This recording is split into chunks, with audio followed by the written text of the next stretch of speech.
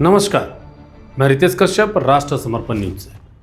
प्रदूषण के खिलाफ अब जनता जागरूक होने लगी है। इस बात का प्रमाण राष्ट्र समर्पण की रिपोर्टिंग के दौरान देखने को मिल रहा है। इस रिपोर्टिंग के दौरान हमने रामगढ़ जिले के रांची रोड, कुज्जू, मुरपा, हजारीबाग जिले के दाड़ी, होसिर, हैसालौंग जैसे क्षेत्रों के आसपास देखा कि वहाँ के रहने वाले लोग प्रदूषण की वजह से कितने परेशान हैं, कितने आक्रोशित हैं। हमने उनका आक्रोश भी आपको दिखाने की कोशिश की। जो प्रदूषण सिर्फ शहरी क्षेत्र में दिखता था, अब वह गांव भी पहुंच चुका है। हर जगह सैकड़ों बार आंदोलन होने के बावजूद किसी न किसी वजह से मामला आगे नहीं बढ़ पा रहा। न प्रशासन उनकी सुनता है, न ही सरकार उनकी सुनती है। जैसे घर के छोटे बच्चे जब किसी बात की जिद करते हैं ना, तो उनके माता पिता उन्हें इधर उधर की बातें कहकर उन्हें बहला फुसला देते हैं। उसके बाद बच्चा भूल जाता है उसे क्या चाहिए था। ठीक उसी प्रकार जनता भी कुछ दिन पीड़ित रहती है, आक्रोशित रहती है। अचानक से कोई नेता सामने आता है और कुछ दिन मीडियाबाजी होती है। उसके बाद उन्हें बहला फुसलाकर मामला बिना समाधान के शांत कर दिया जाता है। अब इस शांति के पीछे के कारणों के बारे में आपको बताएंगे तो लोगों को मिर्ची लग जाएगी, इसलिए आप खुद ही समझ जाओ। लेकिन इस बार मामला कुछ गड़बड़ दिखाई दे रहा है। इस बार जनता शांत होने के मूड में नहीं दिखाई दे रही।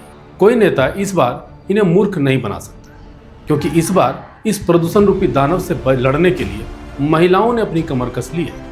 रांची रोड स्थित रहने वाली महिलाओं ने इस आंदोलन को एक बार फिर से शुरू कर दिया है। 8 मार्च 2025 को इसी आंदोलन का परिणाम था कि हजारीबाग के सांसद मनीष जायसवाल को भी आना पड़ा। इन महिलाओं का साथ देते हुए जिले के पदाधिकारियों से बात कर BFCL को 9 अप्रैल 2025 तक प्रदूषण पर नियंत्रण करने की मोहलत दी गई। लेकिन कहा जाता है ना, दूध का जला छाछ भी फूंक कर देता है। ठीक इसी तरह इन महिलाओं ने 9 अप्रैल तक का इंतजार तो करने की बात मान ली, लेकिन आंदोलन और आक्रोश शांत ना हो इसका भी उपाय कर लिया। इन लोगों के द्वारा एक समूह बनाए गए, जो अलग अलग टोलियां बनाकर घर घर जाकर हस्ताक्षर अभियान और जागरूकता अभियान चला रही हैं। लोगों को प्रदूषण के खिलाफ उनके इस मुहिम के लिए जागरूक कर रही है, उनका साथ मांग रही है। इस हस्ताक्षर अभियान में अब तक लगभग 3000 हस्ताक्षर कर लिए गए और अगली बैठक यानी 8 अप्रैल तक 5000 से अधिक हस्ताक्षर कर लेने का लक्ष्य भी है।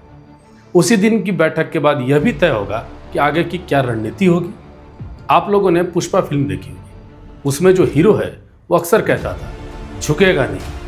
इस बार इन महिलाओं ने भी यही कहना शुरू किया है, अब हम चुप नहीं बैठेंगे। उनका मानना है कि इस हस्ताक्षर अभियान को रांची रोड के बाहर भी अगर ले जाना पड़े तो हम लेकर जाएंगे। जहाँ जहाँ भी प्रदूषण से पीड़ित लोग हैं, हम उनका साथ लेंगे और इस अभियान को तब तक चलाएंगे जब तक सरकार से लेकर प्रशासन तक कोई निर्णय नहीं ले लेती।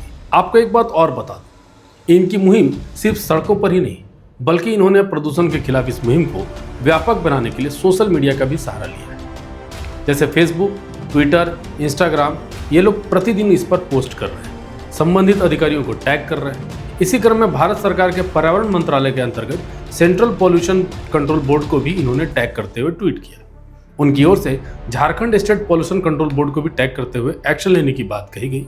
उनकी ओर से कंप्लेन भी रजिस्टर्ड कर दिया गया है, जिसका नंबर है TW21-19681। राष्ट्र समर्पण भी इन महिलाओं की इस कोशिश को सलाम करता है और उम्मीद करता है कि इस बार प्रदूषण के खिलाफ इस मुहिम में इन्हें सफलता जरूर मिले। राष्ट्र समर्पण भी इन्हीं महिलाओं की कोशिश को देखकर प्रदूषण के खिलाफ इस मुहिम का हिस्सा बना और प्रदूषण से ग्रस्त क्षेत्रों में पहुंचने की कोशिश कर रहा है। वहां की आवाज हम आपसे लेकर प्रशासन और सरकार तक पहुंचा रहे हैं। रांची रोड की खबर देखने के बाद हर दिन कई जगहों से लोग अपनी अपनी समस्या बता रहे हैं और हम यथासंभव उन जगहों पर पहुंचने का प्रयास भी कर रहे हैं। इसी क्रम में हम लोग कुज्जू के मुरपा पहुंचे, जहां एक घनी आबादी वाले गांव के बीचों बीच एक फैक्ट्री चल रही है। गांव में रहने वाले लोग दिन भर धूल, धुआं और आवाज से परेशान हैं। इसके बाद हम लोग हजारीबाग जिला के दाड़ी प्रखंड में पहुंचे, जहां पता चला कि आसपास के फैक्ट्री की वजह से अत्यधिक प्रदूषण हो रहा है, जिसकी वजह से उस क्षेत्र के लोगों को फेफड़ों से संबंधित बीमारियां हो रही हैं, कैंसर हो रहा है, टीबी हो रहा है और ऐसी कई बीमारियां हैं जो उन लोगों को लगता है कि पॉल्यूशन की वजह से हो रहा है। इन लोगों का कहना है कि यहाँ पर अगर आपकी उम्र 70 की होगी ना, तो आप 50 से ज़्यादा जी नहीं पाएंगे, आप स्वर्ग सिधार जाएंगे। अब सवाल ये उठता है कि मामला इतना गंभीर है, आखिर इतना सब कुछ होने के बाद भी सरकार या प्रशासन कुछ कर क्यों नहीं रहा।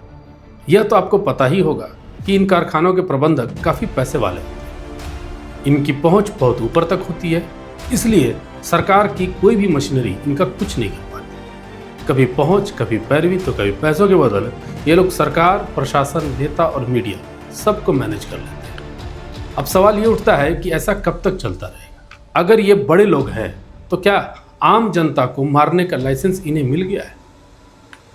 इसका जवाब मैंने पहले ही दे दिया है कि जिस तरह से रांची रोड की महिलाओं ने प्रदूषण से लड़ने के लिए खुद ही कमर कस ली है, उसी तरह हर जगह पर समाज को भी जागृत होना पड़ेगा। इसके साथ ही उन लोगों को भी बता दूं जिन्हें लगता है कि समस्या उनकी है, मेरी नहीं, तो भाई साहब, जहरीला धुआं किसी का भी सगा नहीं होता और इसकी सीमा भी नहीं होती। अगर यह धुआं निकलेगा तो जहां भी जाएगा वो आपको और आपके परिजनों को नुकसान ही पहुंचाएगा।